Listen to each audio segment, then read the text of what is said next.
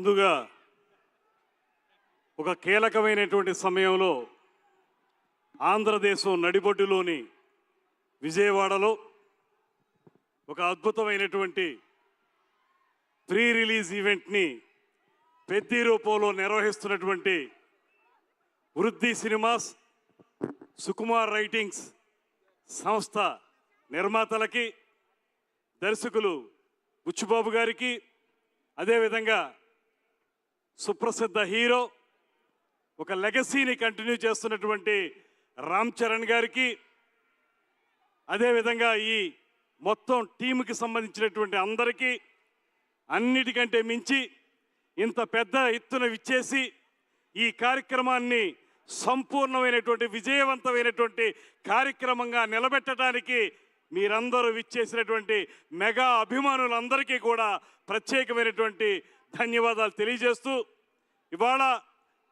పెద్ది అనేటువంటి సినిమా ఒక అద్భుతమైనటువంటి దృశ్య కావ్యంగా నిలబడుతుందని చెప్పడానికి ఇప్పటికే విడుదలైనటువంటి గ్లిమ్స్ చూసినా, అదేవిధంగా ట్రైలర్ చూసినా మనకు పూర్తిగా అర్థమవుతూ ఉంది.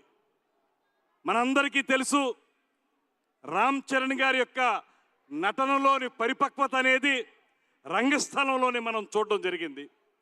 అయితే ఇవాళ మనం ఇంకా సినిమా పూర్తిగా చూడకపోయినా ఆ గ్లిమ్స్ చూసినప్పుడు కానీ, ట్రైలర్ చూసినప్పుడు కానీ నాకు అనిపించింది ఒక్కటే, ఇలాంటి రస్టిక్ ఫిలిం, పీరియాడిక్ ఫిలింలో మామూలు లవ్ ఓరియంటెడ్ సినిమాల్లో నటించినంత ఈజీగా నటించలేరు.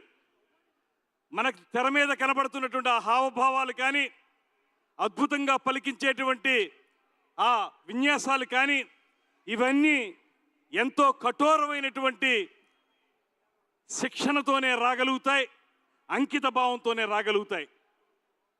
నేను అనుకున్నాను,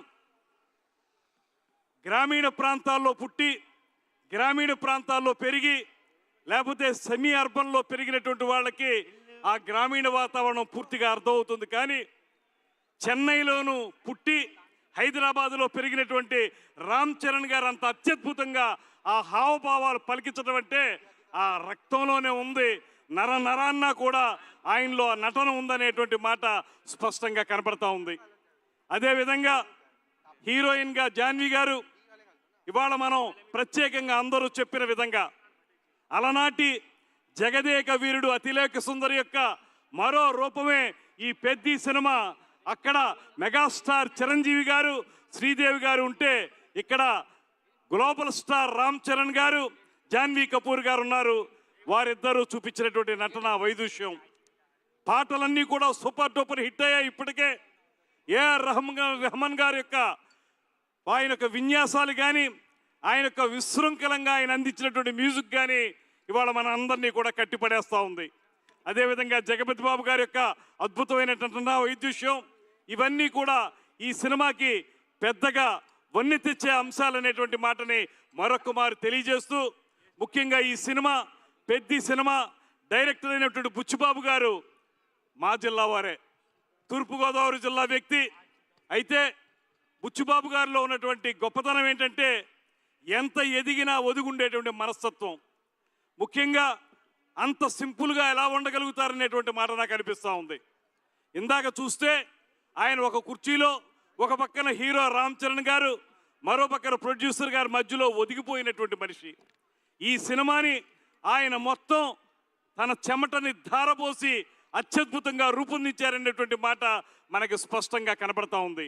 నేనొక్కటే మనవి చేస్తున్నాను, ఇలాంటి అద్భుతమైనటువంటి cinema, periodic cinema, rustic cinema, ముఖ్యంగా గేమ్స్ నేపథ్యంలో కేవలం క్రికెట్ మాత్రమే కాకుండా రిజలింగ్ కూడా ఉన్నటువంటి ఆ నేపథ్యంతో తయారైనటువంటి ఈ సినిమా పూర్తి స్థాయిలో విజయవంతం జరగాలని మనస్ఫూర్తిగా కోరుకుంటున్నాను.